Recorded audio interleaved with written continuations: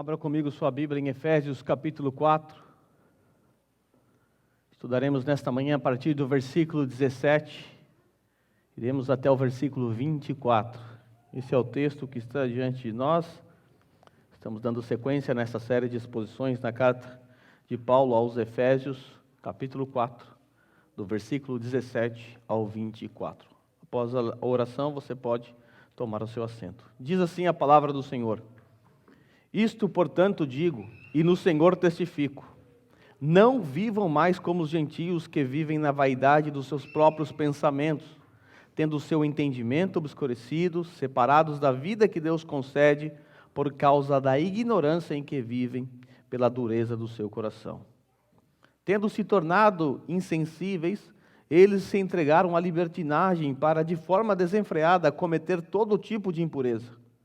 Mas não foi assim que vocês aprenderam de Cristo, se é que de fato ouviram falar dele e nele foram instruídos segundo é a verdade em Jesus. Quanto à maneira antiga de viver, vocês foram instruídos a deixar de lado a velha natureza, que se corrompe segundo os seus desejos enganosos, a se deixar renovar pelo Espírito do entendimento de vocês e a se revestir da nova natureza, criada segundo Deus, em justiça e retidão procedentes da verdade. Curve sua cabeça. Irmãos, no sermão passado, por falta de tempo, vocês viram que eu tive que terminar de forma corrida. Eu não consegui terminar de forma adequada os dois últimos versículos que me propus na semana passada, estudar com vocês, né? O versículo 15 e 16, então, ficaram meio por cima. Só que eu quero dizer a vocês que esses dois versos, eles são de fundamental importância para a nossa compreensão do texto que está diante de nós. Se você olhar lá para o versículo 15, correr os teus olhos ali, você vai perceber que esse versículo 15, ele começa com uma conjunção adversativa, aquele famoso mas. Isso, por si só, aponta para nós que o que será dito por Paulo a partir do versículo 15, 16 e subsequentes, está conectado. Ou seja, o que eu vou dizer para vocês hoje, o que nós estudaremos nessa manhã hoje, está conectado com o versículo 15 e 16. Vamos ler o versículo 15 e 16, só para refrescar a nossa memória. Diz assim: mas seguindo a verdade em amor, cresçamos em tudo naquele que é a cabeça, Cristo, de quem todo o corpo, bem ajustado e consolidado pelo auxílio de todas as juntas, segundo a justa cooperação de cada parte, efetua o seu próprio crescimento para a edificação de si mesmo em amor.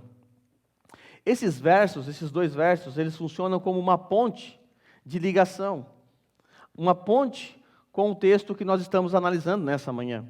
Funciona também como uma conclusão.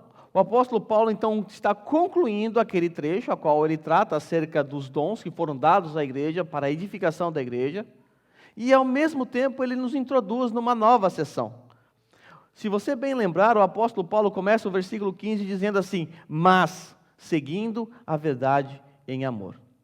Nós já aprendemos que é preciso seguir a verdade, que é aquela verdade que nos foram dada pelos apóstolos, profetas, evangelistas e que são ensinados pelos pastores mestres. É preciso seguir essa verdade em amor. Porque quando nós seguimos essa verdade em amor, nós crescemos. Crescemos naquele que é o cabeça, Cristo Jesus. E segundo o texto, esse crescimento nos leva ao quê? A maturidade, a edificação de si mesmo em amor. Nós vimos que o apóstolo Paulo deixou registrado para nós que Deus concedeu à igreja os dons relacionados à palavra de Deus. Nós vimos que apóstolos, profetas, evangelistas e pastores mestres são responsáveis pela administração da palavra. Deus falou aos apóstolos, trouxe revelação aos apóstolos, os apóstolos registraram isso em livros. O mesmo aconteceu com os profetas, evangelistas, e agora os pastores, eles anunciam essa palavra que foi entregue através desses homens. Então, esses dons estão ligados diretamente ao ministério da palavra. Lembra também que o trecho que nós estamos estudando, que começa no capítulo 4, é um trecho que trata acerca da unidade. O apóstolo Paulo fala da unidade relacional, que é aquela que você aprendeu no versículo 1, 2 e 3. E para que haja essa unidade relacional, você precisa experimentar ou precisa ter as atitudes de Jesus, que estão registradas lá no versículo 2, como paciência, amor, mansidão. Mas o apóstolo Paulo também nos ensina que esses dons, apóstolos, profetas, evangelistas e pastores mestres, foram dados à igreja para que a igreja ande em unidade doutrinária. Paulo sabe que a unidade tanto relacional quanto doutrinária só é possível se os membros dessa igreja seguirem a fé, seguirem a verdade em amor. Nós aprendemos então que os dons foram dados para nos preparar para a obra do ministério, para a edificação do corpo, para que haja unidade doutrinária, para que alcancemos a maturidade atingindo a estatura de Cristo e também para que não sejamos mais como crianças que são enganadas facilmente por pessoas astutas que nos induzem ao erro. Então, no versículo 15, nós aprendemos que para que o propósito dos dons se cumpra numa comunidade, é preciso que a verdade que nos foram entregues por apóstolos, profetas, evangelistas e pastores mestres sejam praticadas pelos membros dessa igreja. Nesses versos, nós somos convocados, então, a seguir a verdade em amor. Se assim fizermos, cresceremos em tudo naquele que é o cabeça, Cristo, e todo o corpo será edificado. É preciso lembrar também que desde que adentramos no 4º capítulo dessa epístola, temos aprendido ou temos percebido que Paulo tem nos apresentado questões práticas acerca da vida cristã. Como já aprendemos anteriormente, nos 3 primeiros capítulos dessa epístola, Paulo nos pegou pelas mãos e nos fez subir no alto daquela montanha teológica. A partir do versículo 4, do capítulo 4, versículo 1, Paulo nos trouxe para a realidade e começou a ensinar questões práticas, como a minha teologia deve desembocar na vida prática, como todo o meu conhecimento deve conduzir a minha vida cristã, como o meu conhecimento me torna mais parecido com Cristo, porque se o seu conhecimento não te torna parecido com Cristo, então o seu conhecimento é inútil. Então o apóstolo Paulo nos fez descer, e a partir do versículo 1 do capítulo 4, começou a apresentar as questões práticas. E agora nós chegamos no versículo 17, que é o texto que está diante de nós, é o texto que eu me proponho a pregar para os irmãos nessa manhã. Nesse texto, o apóstolo Paulo passa a ser ainda mais direto e enfático quanto à vida cristã. Isso não vai parar aqui. Paulo vai se aprofundar ainda mais. A partir do versículo 25, Paulo nos mostrará como o cristão deve viver em toda a sua santidade. Mas aqui ele está apenas preparando o terreno. Mas o apóstolo Paulo diz assim: isto, portanto, digo e no Senhor testifico. Essa é a primeira sentença do versículo 17. O que o apóstolo está fazendo é evocando o santo nome de Deus. O que Paulo dirá a nós nessa manhã será dito na presença do Senhor. Eu sei que a nossa tradução não ajuda muito, mas a ideia do texto aqui é a ideia de reverência. Paulo está na presença do Senhor evocando. Isso não é novidade nessa carta. Se você voltar lá para o versículo 1 do capítulo 4, você vai ver que o que estamos lendo já aconteceu. Lá no versículo 1, Paulo diz assim: por isso eu, o prisioneiro do Senhor. Paulo fez questão que os seus leitores soubessem que ele é um prisioneiro do Senhor. Ou seja, ele está naquela prisão, naquela cela, mas ele está na presença do Senhor. Ele é prisioneiro do Senhor, ele pertence ao Senhor e tudo o que ele faz é para o seu Senhor. Então o que ele está escrevendo aqui é na presença do Senhor, é para o seu Senhor e para a edificação do corpo do seu Senhor. Isso nos mostra que o apóstolo Paulo não está para brincadeira. Ele de forma solene, ele evoca o Senhor em suas exortações. Sendo assim, nós aqui hoje devemos estudar esse texto com toda a atenção e temor, porque também estamos na presença do Senhor. O que será exigido de nós, no texto de hoje, é nada menos do que aquilo que é esperado de qualquer cristão que conheça as Escrituras. Se você é um cristão, foi salvo, foi alcançado pelo Deus lá do capítulo 1, revelado. Se você foi inserido na igreja de Cristo, lá do capítulo 2, então você é alguém que deverá praticar o que será exigido de nós. Eu, basicamente, quero dividir o texto de hoje em 2 tópicos, um positivo e um negativo. O negativo diz respeito ao que nós não devemos fazer, o que não devemos praticar, e o positivo é o que devemos fazer. Como devemos nos portar, nos comportar, como devemos viver nessa terra, já que descemos da montanha. Então vamos ao texto, para aprender o que o Senhor espera de cada um dos seus filhos. O versículo 17, parte A, nós aprenderemos que o cristão não deve viver como vivem os gentios. Isto, portanto, digo, e no Senhor testifico, não vivam mais como os gentios. A pergunta a ser respondida nesse momento é, peraí, a igreja de Éfeso não era majoritariamente gentílica? Certo que sim. Era uma igreja majoritariamente gentílica. Então, por que Paulo está dando uma ordem para os gentios não viverem como gentios? É a mesma coisa falar para vocês brasileiros não viverem como brasileiros. Por que Paulo está dando essa ordem para uma igreja gentílica? É preciso entender que Paulo não está se referindo à posição étnica daqueles irmãos. Etnicamente, aqueles irmãos eram gentios. Eles não nasceram em Israel, não eram judeus, então eram gentios. E eram gentios por nascimento.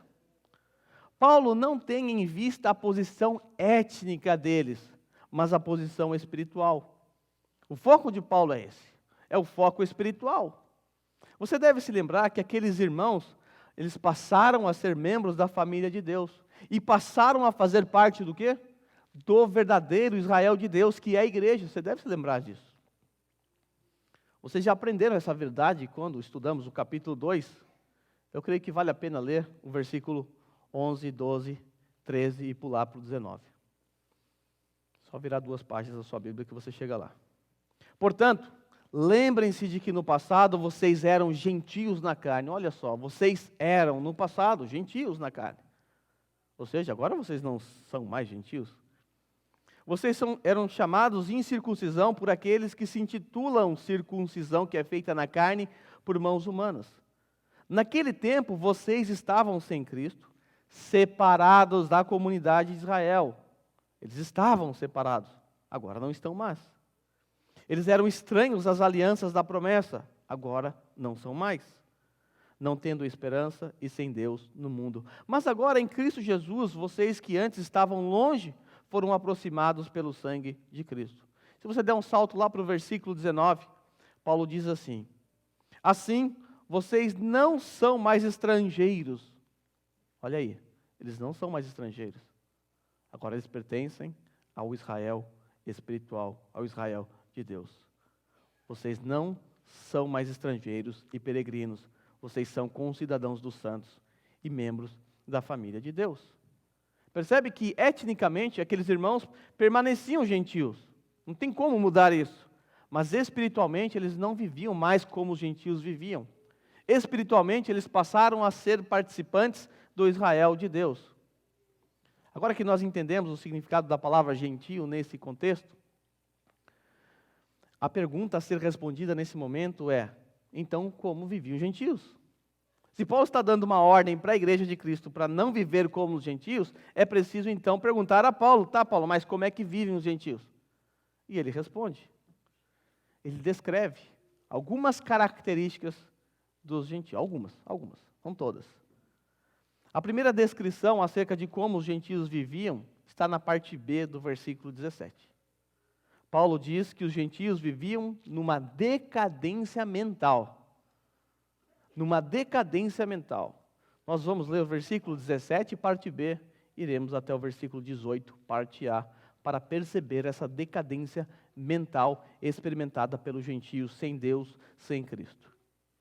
Paulo diz assim: não vivam mais como os gentios que vivem na vaidade ou futilidade dos seus próprios pensamentos, tendo o seu entendimento obscurecido, separados da vida de Deus, a vida que Deus concede por causa da ignorância em que vivem.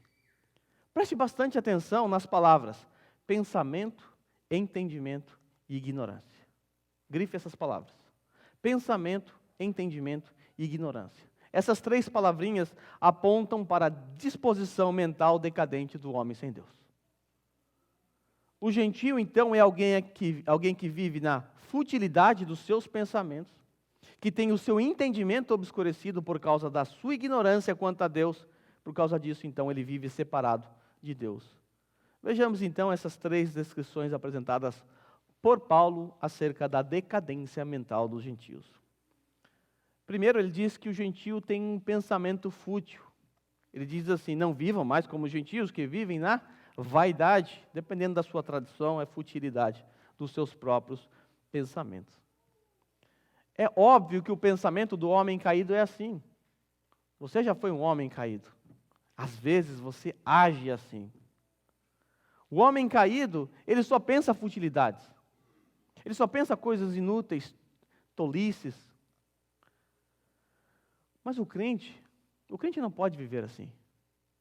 O crente, ele teve sua mente transformada pela palavra de Deus. Ele não pode viver na futilidade dos seus pensamentos, ou na tolice dos seus pensamentos. Ele teve a sua mente mudada, transformada. Agora ele tem um outro padrão. Agora ele é guiado por outros padrões, o padrão da palavra de Deus. O gentio é aquele que era apegado às coisas dessa vida. O crente não pode viver assim. O crente é aquele que obedece à palavra de Deus, que nos manda pensar nas coisas que são do alto. O gentio é aquele que só pensa aqui, nessa terra. O crente não. O crente é aquele que pensa nas coisas que são do alto. A prioridade dele está nas coisas que são do alto. Mas Paulo também diz que o entendimento do gentio é obscurecido. Versículo 18, tendo o seu entendimento obscurecido. Essa é a segunda descrição acerca da decadência mental dos gentios. É óbvio pela palavra de Deus que o homem sem Deus é cego quanto às coisas de Deus. Eles não podem entender, não podem compreender. O apóstolo Paulo diz que se Deus não iluminar a mente deles, eles permanecerão nas trevas. Veja o que o apóstolo Paulo disse em 1 Coríntios 2,14. Ora, a pessoa natural, ou seja, o homem caído, ou pode ser o gentio aqui nesse caso também, não aceita as coisas do Espírito, porque eles são loucura. Ela não pode entendê-las, porque elas se discernem espiritualmente. Ele não pode entender, porque se discerne espiritualmente, a sua mente está obscurecida. Também em 2 Coríntios 4, 3 e 4, Paulo diz assim: mas se o nosso evangelho ainda está encoberto, é para os que se perdem que ele está encoberto, nos quais o Deus deste mundo cegou o entendimento dos descrentes, para que não lhes resplandeça a luz do evangelho da glória de Cristo, o qual é a imagem de Deus. O homem caído foi cegado pelo Deus desse mundo. O seu entendimento está obscurecido. Essa é a descrição do homem caído. Está espiritualmente cego, impossibilitado de entender as coisas espirituais. O crente não. O crente pode entender. O crente tem o Espírito Santo, que o ajuda a entender a palavra de Deus. O crente tem apóstolos, profetas, evangelistas e pastores mestres que nos auxiliam quanto à compreensão das verdades que estão na palavra de Deus. Mas Paulo também diz que há uma ignorância presente nos gentios que resulta numa alienação de Deus. Versículo 18. Os gentios são descritos como separados da vida que Deus concede por causa da ignorância em que vivem pela dureza do seu coração. Aqui nós temos a terceira descrição acerca da decadência mental do homem. O homem sem Deus é ignorante quanto a Deus e se distancia de Deus. Não é que o homem sem Deus ele não conheça a Deus. De alguma forma ele conhece. De alguma forma ele tem um certo conhecimento acerca de Deus. Nós sabemos que Deus se revelou ao mundo através do que nós conhecemos como revelação geral. A revelação geral é aquela que pode ser percebida através da criação, através das obras. Só que essa revelação não serve para salvar o homem. Essa revelação não serve para conduzir o gentio numa suposta vida cristã. Isso é impossível. Essa revelação geral, ou esse conhecimento básico que o incrédulo tem acerca de Deus, só é suficiente para apresentá-lo indesculpável diante de Deus no grande dia. Porque ninguém poderá dizer, eu não sabia que Deus existia. É como olhar para um quadro bem pintado e falar, ninguém pintou isso aqui, é obra do acaso. Alguém fez isso. Esse é um conhecimento básico. Isso está lá em Romanos capítulo 1, Paulo deixa claro que mesmo o homem caído, de alguma forma conhece a Deus. Agora, é óbvio que essa revelação não é salvífica, eu preciso repetir isso. Vejamos essa realidade então. Pois o que se pode conhecer a respeito de Deus é manifesto entre eles. Veja aí, o que se pode conhecer é manifesto entre eles. Porque Deus lhes manifestou. Versículo 20. Porque os atributos invisíveis de Deus, isto é, o seu eterno poder e a sua divindade, claramente se reconhecem desde a criação do mundo, sendo percebidos por meio das coisas que Deus fez. Por isso, os seres humanos são indesculpáveis. Versículo 21. Porque tendo conhecimento de Deus, não glorificaram como Deus, nem lhe deram graças. Pelo contrário, se tornaram nulos em seus próprios raciocínios, e o coração deles, insensato, se obscureceu. Dizendo-se sábios, tornaram-se tolos. Consegue perceber alguma semelhança? Assim é o gentio. Dizendo-se sábio, é um tolo. Tendo o conhecimento, não glorifica a Deus, nem lhe rende graça. Mas Paulo segue dando mais informações acerca da depravação noética do homem sem Deus, do pensamento, depravação do intelecto do homem. Paulo diz que a decadência mental dos gentios é causada por causa do endurecimento do seu coração.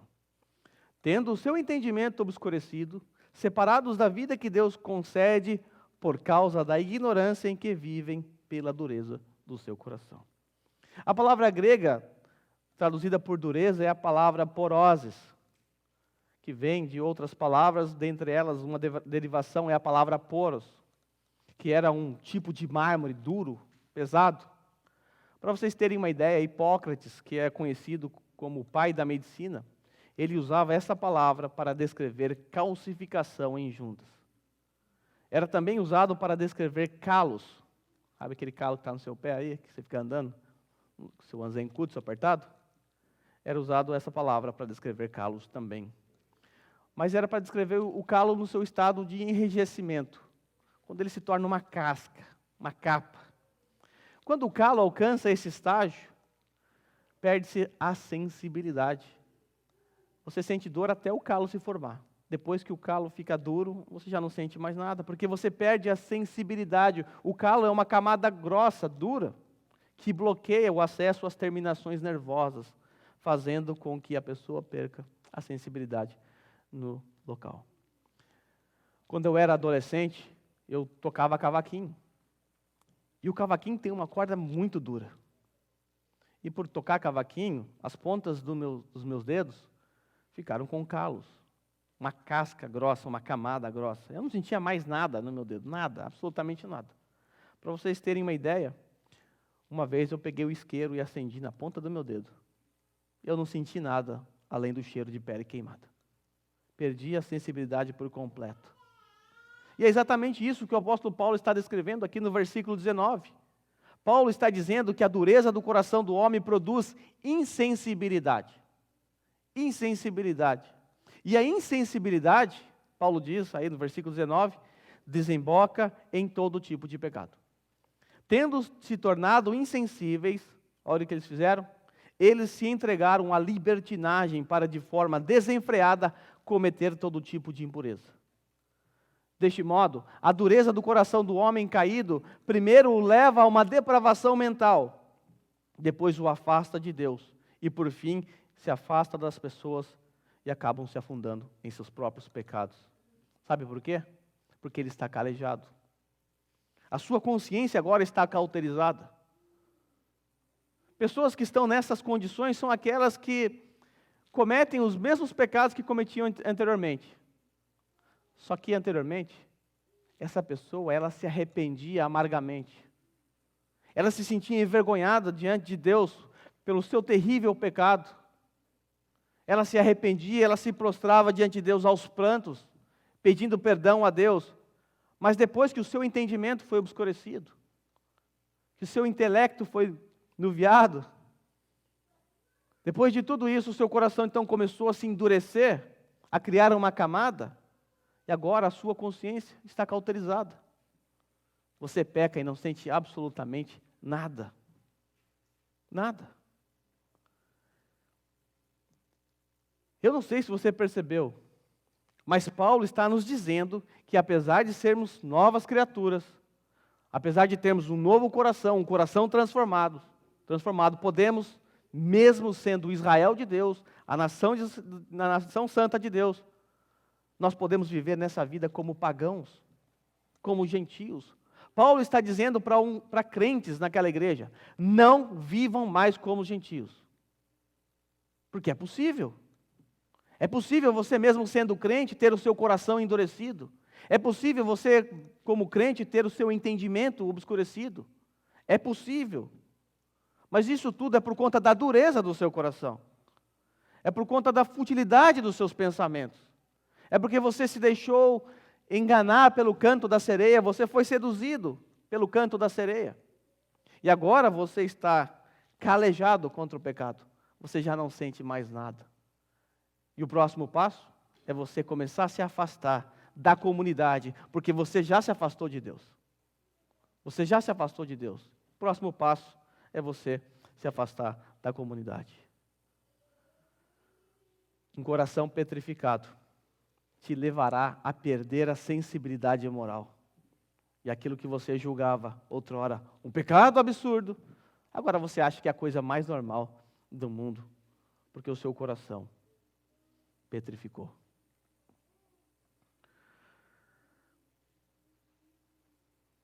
Se por acaso eu acabo de descrever a sua vida, a sua condição, se o seu coração se tornou duro como uma pedra, se os seus pensamentos são fúteis, se seu entendimento acerca de Deus está obscurecido, se o seu coração petrificou e agora você está entregue aos seus pecados, então, na presença do Senhor, eu lhes digo, não viva mais como os gentios.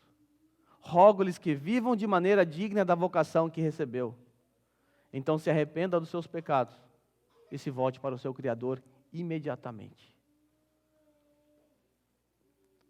Não há um crente que não esteja imune contra o que acaba de ser dito. Não é à toa que Paulo disse que quem está de pé deve tomar cuidado para não cair. O ponto é, podemos ser o Israel de Deus e viver como se fôssemos gentios. Podemos ser filhos de Deus e viver como se fôssemos filhos do diabo. Podemos ser salvos e viver como perdidos. Nós precisamos levar a sério o alerta de Paulo. Eu quero que você entenda que há uma razão para que tal infâmia aconteça com o crente. Eu quero apresentar a vocês o antídoto para que você não experimente o que foi descrito por Paulo aqui. Para que você não tenha sua mente pervertida, seus pensamentos inúteis, seu entendimento obscurecido, seu coração petrificado, e para que você não viva na imoralidade. A razão está descrita nos versos que se seguem. Ali nós aprenderemos acerca de qual é o antídoto divino para que você não experimente o que foi descrito nos versos anteriores. Vamos lá, versículo 20. Nós vamos aprender que o cristão deve viver de acordo com o conhecimento de Cristo. Versículo 20 e 21. O antídoto é viver de acordo com o conhecimento de Cristo. Versículo 20 e 21. Mas não foi assim que vocês aprenderam de Cristo. Olha aí que interessante. Não foi assim que vocês aprenderam de Cristo. Não vivam como gentios, porque não foi assim que vocês aprenderam de Cristo. Se é que de fato ouviram falar dele e nele foram instruídos, segundo a verdade que é Jesus. A verdade em Jesus. Normalmente, quando um crente deixa o seu coração se endurecer, a primeira coisa que ele faz, sabe o que é? Não é novidade para ninguém.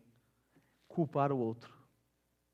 Quando o coração do crente alcança esse estágio de reenrijecimento, de petrificação, naturalmente ele começa a culpar os outros. A culpa passa a ser da sociedade, a culpa passa a ser do patrão, a culpa é dos filhos, da esposa, do marido, da igreja, dos irmãos. No fim das contas, a culpa é de Jesus. No fim das contas, a culpa é Deus, porque é Deus que deu a família, é Deus que deu o patrão, Deus que deu os filhos, Deus que deu a igreja. Mas a culpa não é de Deus. A culpa não é da família. Foi você que se deixou seduzir pelo canto da sereia.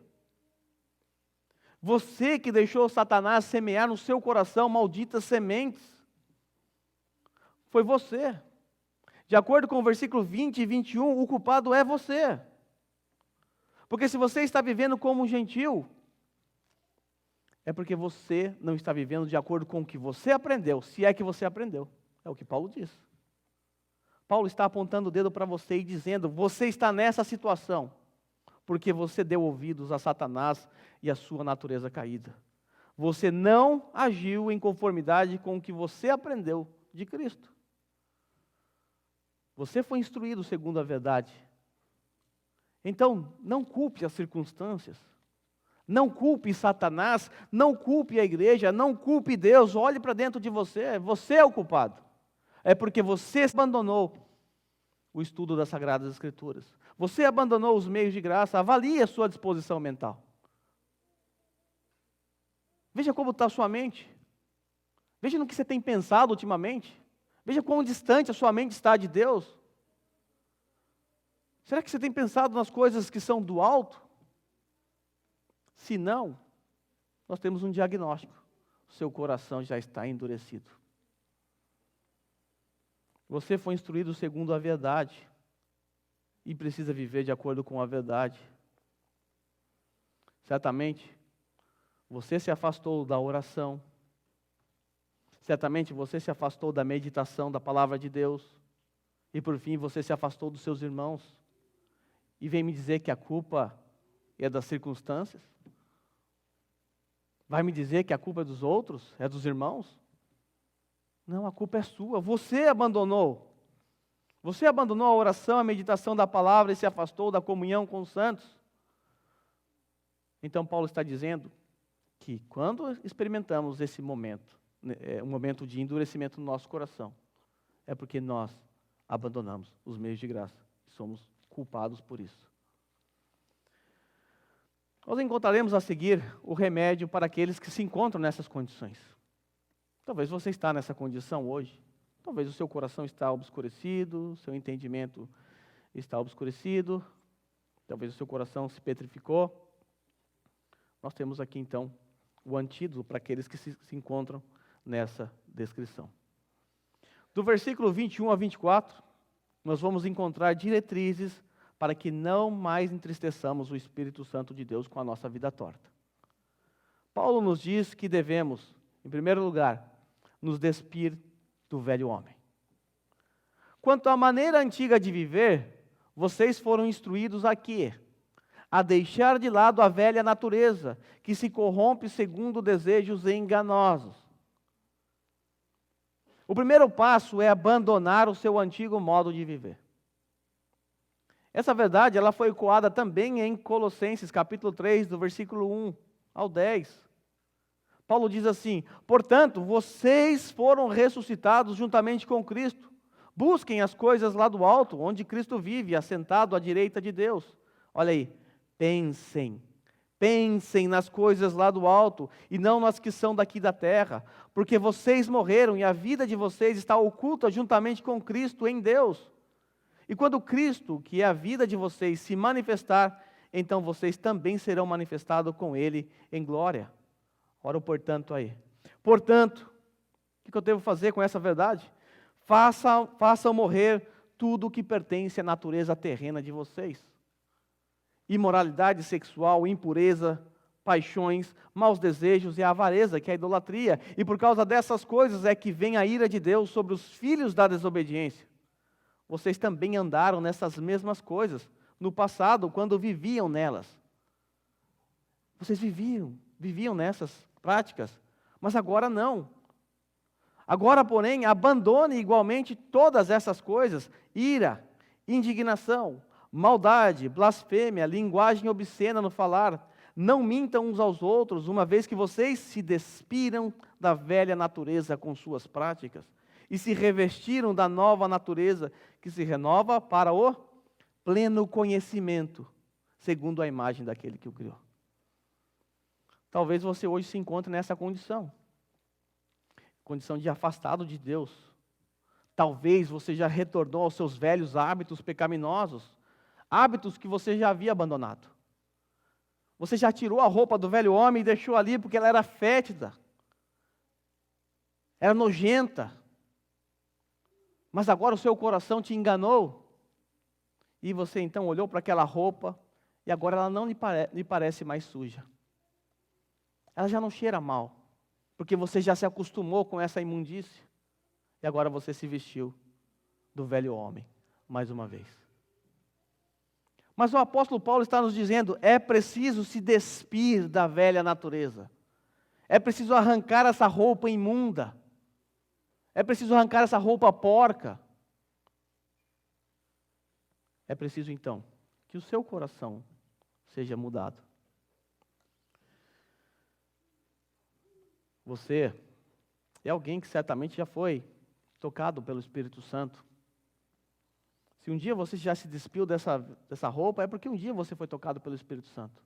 Mas agora você se deixou seduzir pela sua própria natureza. E por isso, você está vestindo novamente essa roupa velha que se corrompe em desejos sórdidos.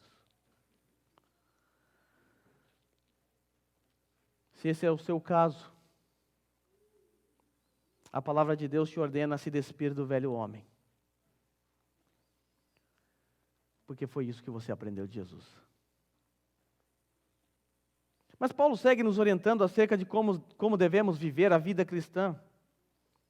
O cristão, ele aprendeu de Cristo mais coisas. Vamos ver o que mais nós aprendemos de Cristo. No versículo 23, Paulo nos fará lembrar o que o nosso Senhor nos ensinou através dos apóstolos. Versículo 23, ali Paulo nos diz que precisamos renovar a nossa mente. Quanto à maneira antiga de viver, vocês foram instruídos a deixar de lado a velha natureza que se corrompe segundo desejos enganosos. Versículo 23, a se deixar renovar no espírito do entendimento de vocês. A nossa mente, meus irmãos, é o campo de batalha. A guerra começa aqui, na nossa mente, no nosso intelecto, nos nossos pensamentos. Entra aqui e desce para o nosso coração. É ali que nós travamos as grandes batalhas. É ali que Satanás luta contra nós. É preciso que tenhamos a nossa mente saturada das coisas que são do alto. É preciso ter o pensamento nas coisas que são do alto. É preciso se apegar ao que aprendemos de Cristo através dos apóstolos e profetas. É preciso afastar de todo tipo de pensamento maligno contra os irmãos. E aqui é impossível não se lembrar de Romanos capítulo 12, versículo 1 e 2. Certamente você já se lembrou dele na hora que eu estava falando. Ali Paulo nos ordena renovar o nosso entendimento. Ele diz assim: portanto, irmãos, pelas misericórdias de Deus, peço que ofereçam o seu corpo como sacrifício vivo, santo, agradável a Deus. Este é o culto racional de vocês. E não vivam conforme os padrões desse mundo. É o mesmo que dizer, não vivam como gentios. Mas deixem que Deus os transforme pela renovação da mente, para que possam experimentar qual é a boa, agradável e perfeita vontade de Deus. Há uma guerra pela mente de vocês. O mundo, o que é a mente de vocês? A TV, a Netflix, tudo que está à nossa volta, estão minando aqui o nosso entendimento, a nossa percepção. Eu estou aqui numa guerra pela mente de vocês, todos os domingos. Quando eu subo aqui, eu quero a mente de vocês. Eu quero que vocês se concentrem no que está sendo dito. Eu não quero que vocês pensem lá no serviço, no Zanguiô, no Zenkutsu. Eu não quero que vocês pensem em absolutamente nada. Eu quero que vocês se concentrem aqui, porque é aqui que nós travamos as batalhas. Começa aqui. Um pensamento sutil que vai crescendo, crescendo. logo você dá luz a um monstrengo. Então, renove a sua mente. Não tenha a mente de um gentio. Não tenha a mente de um homem sem Deus que pensa futilidades, coisas que não trazem edificação. E por último, Paulo diz que devemos nos revestir do novo homem que foi criado para ser semelhante a Deus. Versículo 24. E a se revestir da nova natureza, criado segundo Deus, em justiça e retidão procedentes da verdade. Você tira a roupa velha de novo, aquela roupa imunda, e se revista. Se revista da nova natureza. E essa nova natureza é a natureza criada segundo Deus. Dependendo da sua tradução, você vai encontrar que essa natureza é uma natureza que você deve imitar a Deus. Como está aqui na NVI, deixa eu ler para vocês. A revestir-se do novo homem criado para ser semelhante a Deus. Nós fomos criados para ser semelhantes a Deus. Se você olhar lá para o versículo 1 do capítulo 5, portanto, sejam imitadores de Deus como filhos amados. Sejam imitadores de Deus. Se revestir do novo homem é ser um imitador de Deus. Se revestir do novo homem é viver de acordo com o que nós aprendemos de Cristo. Consegue perceber que há um equilíbrio entre doutrina e prática? Você aprendeu, você pratica. Se você não aprendeu, você vai praticar o quê?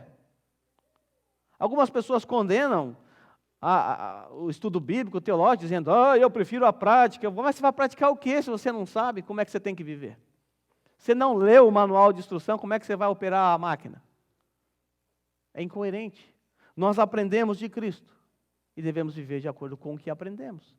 E Ele nos ensina que devemos nos revestir do novo homem. Ele nos ensina que devemos renovar a nossa mente. Ele nos ensina que devemos nos despir do velho homem. Mas foi Paulo que disse isso. Lembre-se, Deus deu à igreja apóstolos, profetas, evangelistas e pastores mestres para a instrução, edificação da igreja. Por isso eu posso dizer, foi Jesus que disse isso. Essas são as palavras de Paulo, mas por detrás são as palavras do próprio Cristo Jesus. Nós encontramos então um contraste entre a velha e a nova roupa. Os que vivem como os gentios são aqueles que, seguindo a sua natureza caída, começaram a viver na inutilidade dos seus pensamentos. Começaram a ter o entendimento espiritual obscurecido, passaram a se afastar de Deus devido à ignorância quanto aos preceitos estabelecidos por Cristo na sua palavra. São aqueles que estão com o seu coração petrificado e por isso se tornou moralmente insensível e acabou por se entregar às paixões mundanas.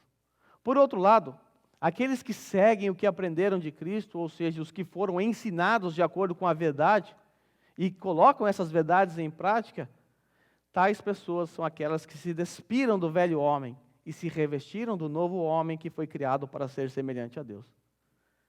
Estes tiveram seu modo de pensar renovado. Estes passaram a viver de acordo com o padrão de justiça de Deus e a viver vidas santas. Olha que interessante, veja como o último versículo termina. Revesti-vos do novo homem criado para ser semelhante a Deus em justiça e em santidade. Olha, é exigido de nós o quê? Santidade. Mas como? Olha aí. Santidade provenientes do quê? Da verdade. Doutrina e teologia. Lado a lado. O apóstolo Paulo, então, nos ensina que precisamos nos revestir do novo homem de acordo com o que nós aprendemos, de acordo com a verdade. E a santidade é proveniente da verdade. Por isso, Paulo pode dizer no versículo 1 do capítulo 5, sejam imitadores de Deus. Na parte final do versículo 4, foi o que eu acabei de ler, é preciso que você não se esqueça que a santidade é procedente da verdade. Tudo que foi dito acerca do que é esperado de nós, ou daquele que foi salvo por Cristo, é que ele viva em santidade. É que essa santidade seja proveniente da verdade.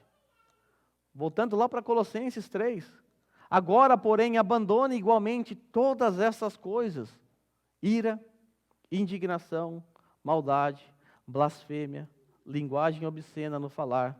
Não mintam uns para os outros, uma vez que vocês se despiram da velha natureza com suas práticas e se revestiram da nova natureza que se renova para o pleno conhecimento, segundo a imagem daquele que o criou.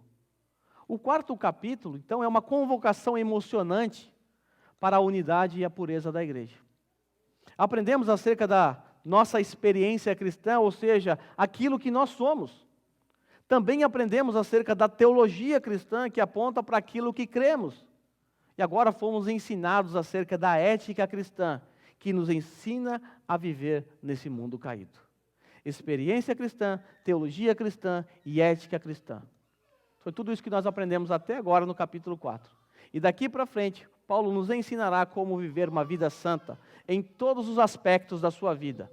Por isso ele vai falar da vida no lar, da vida em comunidade, dos filhos, da vida no trabalho. Porque ele fez você descer da montanha.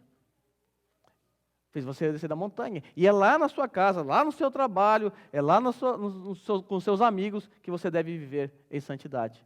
E principalmente com os seus irmãos, né? Se você percebeu, até aqui Paulo enfatizou que a existência, o pensamento e a ação não devem ser separados. Não sei se você conseguiu pegar. Aquilo que somos dirige a forma como pensamos. E como pensamos determina como agimos. Aquilo que você é dirige a forma como você pensa. Do coração procede os maus pensamentos. Aquilo que está no seu coração aquilo que está no seu coração desemboca nos seus pensamentos. Certo? E os seus pensamentos determinam suas atitudes. Quando você age, é só o estopim. Porque, na verdade, esse problema já começou no seu coração e na sua mente há muito tempo. Você não percebeu ou não quis perceber. Quando você, sei lá, se explode, acontece alguma coisa, você se afasta de vez, é só o estopim, é só a pontinha do iceberg. Porque aquilo que você é dirige como você pensa, e como você pensa determina como você age. E como é que nós devemos pensar? Quem somos nós? Nós somos a nova sociedade de Deus. Nós somos um povo que se despiu da velha vida e se vestiu da nova vida. Nós precisamos diariamente relembrar essa realidade pela renovação da nossa mente. Temos que renovar a nossa mente o tempo inteiro. Carrega ela com a verdade. Você carrega todo dia seu celular, eu tenho certeza. Coloque a sua mente para carregar na palavra de Deus. Nós não podemos permitir que os nossos pecados e Satanás ofusquem a nossa mente, nos fazendo esquecer do que aprendemos de Cristo. Se você não aprendeu ainda, então aprenda. Se você já aprendeu, já conhece o suficiente, conhece o Evangelho, então não deixe que Satanás ofusque a sua mente. Aprendido o que somos e o que devemos crer, precisamos fazer agora essas verdades descer para a vida cristã diária. Precisamos viver de maneira digna da nossa vocação. A santidade não é uma condição na qual estamos à deriva. Também não é opcional. Nós não somos espectadores passivos de uma santificação que Deus opera em nós. Muito pelo contrário, devemos deliberadamente deixar toda a conduta que é incompatível com a nossa nova vida em Cristo e revestindo-nos de um estilo de vida compatível com ela. Meus irmãos, que o Senhor guarde os irmãos dessa igreja de viverem como gentios. Que o Senhor nos proteja. Que o Senhor nos guarde. Que Deus nos ajude a viver de acordo com os ensinos de Cristo. Que essa igreja seja conhecida não apenas pelo conhecimento teológico, mas também por viver de maneira digna da vocação a qual fomos chamados. Que essa igreja encontre o equilíbrio entre a sã doutrina e a vida cristã. Que o Senhor Jesus quebre os corações daqueles que foram enganados por seus pensamentos fúteis e tiveram dessa forma um entendimento entenebrecido por conta desse endurecimento. Que Deus quebre o coração daqueles que se entregou à sua velha natureza. E eu convoco todos vocês a se lembrar dos seus irmãos, a lembrar dessa comunidade nas suas orações durante a semana. Ore para que haja unidade. e ore para que não vivamos mais como gentios. Curva a sua cabeça.